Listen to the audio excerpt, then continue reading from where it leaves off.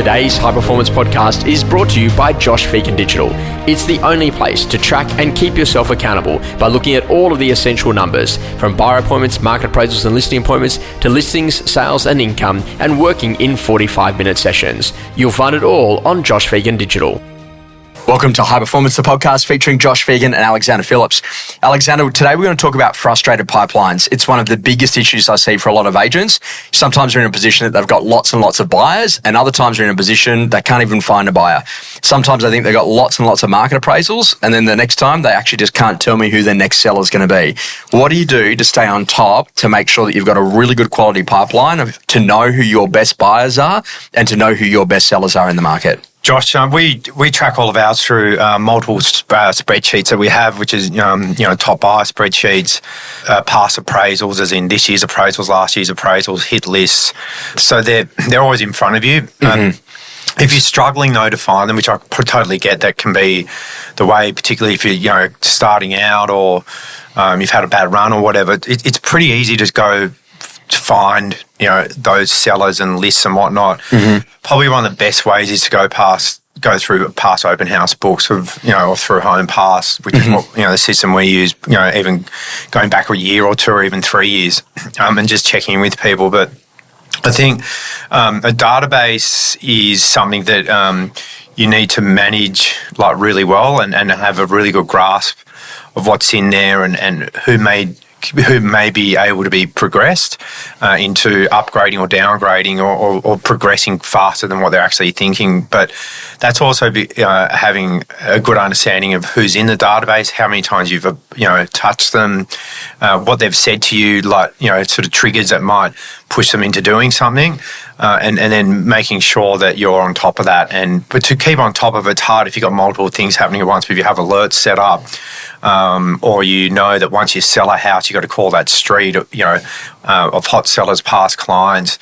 You should be able to get a list together pretty quickly. I go back to when I first started out, the old Fred Gross sheet that we had, which had number of calls made in a day, number of appointments booked, number of hot sellers, number of addresses gained. I used to actually have that Monday, Tuesday, Wednesday, Thursday, Friday every week and just do it week in, week out. And if you sort of have that as a goal in front of you, definitely does help. So we're not going to ask you to reveal it now, but if I literally put a pen and a pad in front of you and say, mate, literally just write down for me the next 5 people that you think are going to sign agency agreements, because I know a lot of people would love to get a list of those.